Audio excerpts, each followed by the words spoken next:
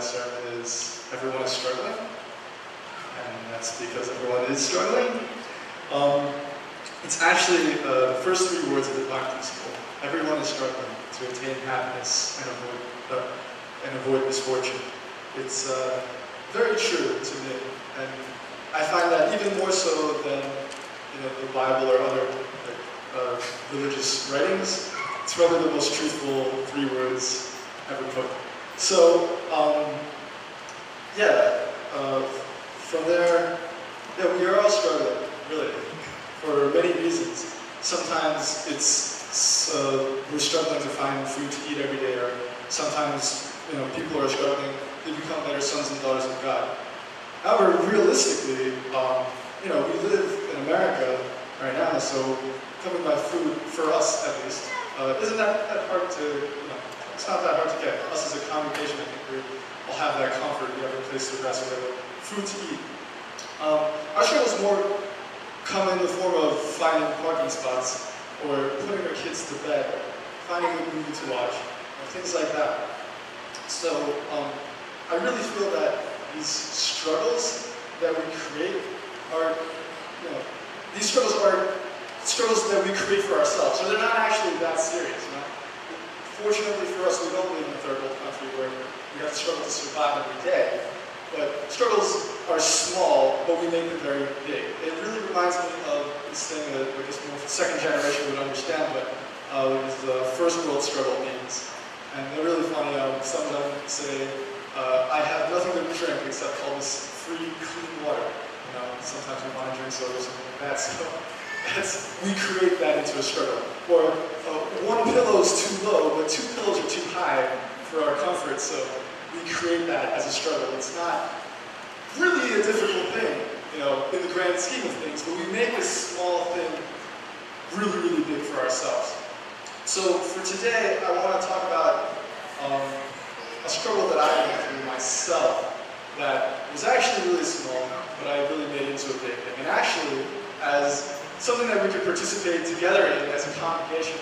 How about anybody who's ever done anything kind of dumb, kind of stupid, please stand up. So made something really small, really big. Like a really small problem to a really big problem. So stand up if you ever had that, ever, before. Okay. Alright. So, of course, some of the Sunday school children are perfect, so they're still sitting down. That's wonderful, and then people in the back, much better people than I am. So thank you for your participation. But yeah, so really, we all go through this every day. This is my story. So my story starts out in the mall, and the Garden State Mall to be very specific. And just to be clear, I hate the mall with a poisonous, blistering hate. I just don't like it. It's so much stress to go, and I'm sure a lot of people would agree with me, especially older guys, but you have to get ready to go, and then you have to drive through traffic to get there, and you have to find a parking spot, and then you have to walk through a whole bunch of people and look at a lot of advertisements that you'd rather not look at, and then you have to leave the mall, get out of the parking lot, and drive again through traffic to go home, and then you're just exhausted by the end of the day. And I don't think anybody ever says, right after they get home, I want to go back to the mall tomorrow. It's not a fun experience. So, and even in that, I was thinking about this a lot. There's only like 5 categories of people who really like to go to the mall. It's very young people, people who are trying to hold on to their youth, the people who love those people and just want to go and help them out, or people who want to try on shoes, because really with the advent of online shopping, Amazon and stuff like that, there's no reason to go to the mall anymore, really. And of course, the people who work at the mall, God bless them for dealing with everyone else. It's really tough, for sure. So my wife wanted to go to the mall for whatever reason, and I no longer had any more excuses because it's summertime now, I don't have to study for any tests, I'm okay to go. So I told her we'll go about 2 days before we actually went. Even from then, I decided that I'm going to be extremely miserable when I go there. I was. We got ready, we drove through traffic, parking, And then in the mall, I don't want to get anything, so I'm sitting outside of Sephora, I'm sitting outside of Victoria's Secret, I'm sitting outside of Forever 21. I walk into Urban Outfitters to read little books that are fun, but nobody ever buys. I'm sitting outside of Aerie or whatever store we're at, and my wife's having a really good time, which is great for her, but you know, I have a really bad attitude about being there, so she's trying to cheer me up, you know, buying me food and saying like, oh, how about we go here? And I'm like, oh, I gotta go home, but you know, whatever it is that I can do. Anyway, eventually we come across a kiosk, and they're selling steamers. And I actually needed, we need an iron in our house, as you can see, the shirt's all wrinkled. So we actually need one. And we talked to the salesperson, and he was able to convince us to buy an iron for $80. Yeah, it's very expensive. But we kind of need it, and you know, it's there, and you know, it's like, all right, it could be a good investment. I'll just buy one and never buy one again. Fine. Anyway, then we had to go back home, and I decided to, because I don't have a smartphone, I can't look up what it is in the mall itself, so I decided to go home and look up reviews for this product. So I went to Amazon and I saw that around, out of 800 reviews, 792 of them were all in 1 star. So automatically you can tell it's a terrible product that everyone hates. And people are talking about how you know, it ruins their shirt, it shorted the electricity in their house. It's terrible. And now I'm stuck with this $80 piece of plastic that'll destroy my house. And after seeing that and even trying it for myself once, I felt, I don't know, so much resentment. And it's $80, which is one-tenth of my rent, so I really felt angry, and I was feeling, I have to go back, I have to get a refund. And a lot of people said they couldn't get anything back, but I have to at least try. And in my resentment, I couldn't sleep at all. But I stayed up till around 6 a.m. just planning and scheming and fuming about this mistake that I made. So I get to sleep, and then I wake up around 10, and I decide, all right, I'm going to go to the mall, I'm going to try to get my money back. So I got ready, I drove through traffic, I found parking after 20 minutes, and I was walking through the mall, and by that time, as you could probably imagine, I was already really upset. You know? Not only do I have to try to get my money back, I also have to go through this ordeal for a second day in a row. So immediately when I got there, I saw red, basically. I became like an animal, like a beast. It was really scary, actually, that I could see all these different things, you know. As a predator, I honed in on the weaker-looking guy and tried to shake him down in a way that I felt, you know, I was entitled to. And then he couldn't help me, so I had to talk to the other guy. And, you know, standing there, I also wore shoes that day, because usually I just wear sandals, but I wore shoes, so hopefully that, you know, maybe if I need to fight this guy, I could get away. And it was a serious thought, and I stood asymmetrically to him so that, you know, if he were to take a swing, I could dodge it, and then I had to go in for a killing blow, and that would be an option. So there was a lot of yelling and a lot of negotiating, but finally, he was able to guarantee me a refund. However, because it was still the beginning of the day, they didn't have enough cash in the register to give me my $80 back. So he said, you know, oh, okay, well, can you wait? What are you doing? You know, can you just go home and come back?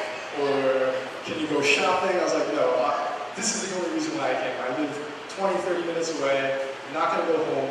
I don't want to buy anything. I'm here for my money. So he's like, all right, just wait 1 hour and we'll get your money back. So hopefully they can make sales. So, you know, I was upset, but, you know, reasonably, there's nothing I could do at that point. So I just walked around the mall, and eventually I found that there was a coffee shop on the 2nd floor, because the kiosk was on the 1st floor. A coffee shop on the 2nd floor that I could look down directly at them. So that's what I did for 1 hour.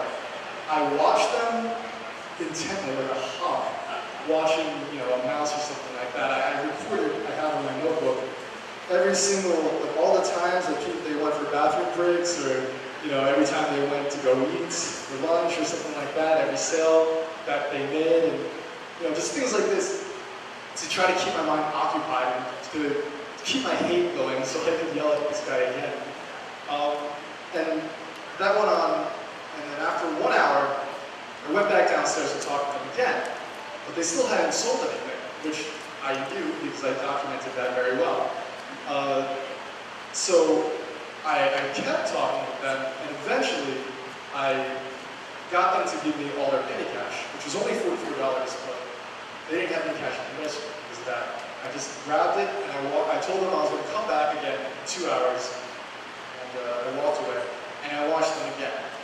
Now, about this time, I calmed down a little bit because it's 1, 2, 3 hours eventually, and I had a lot of internal conflict. For one, I watched these guys approach people walking by, trying to give them their card, trying to convince them to buy this product, and most people just walked away. And that hurt me so much because I felt that every person who walked away was a lot smarter than I was. I felt really dumb.